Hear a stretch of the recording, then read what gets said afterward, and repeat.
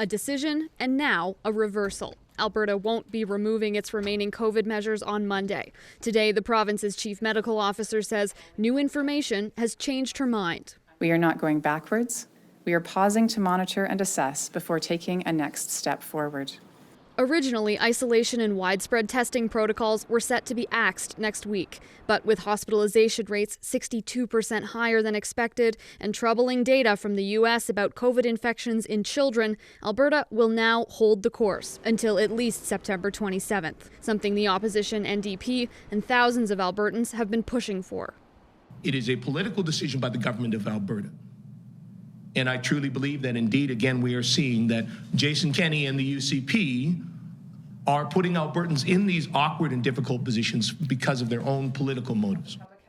Hinshaw apologized yet again for creating anxiety about these measures and for not being more forthcoming with the data informing her decisions. Experts say this rollback is essential. A lot of the problem was because this seemed like it was too much too soon, and the basis for the decisions and the communication around that really weren't there to the degree they needed to be.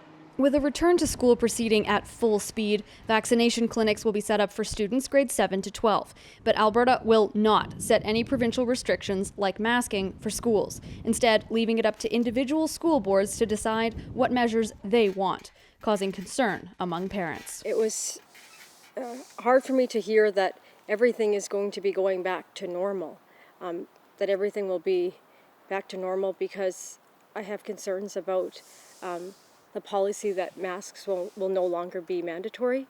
Alberta is sinking into the fourth wave with the rest of Canada, but the government remains confident the vaccination rates here justifies moving forward, just slower than originally promised. Elise Von Schiel, CBC News, Calgary.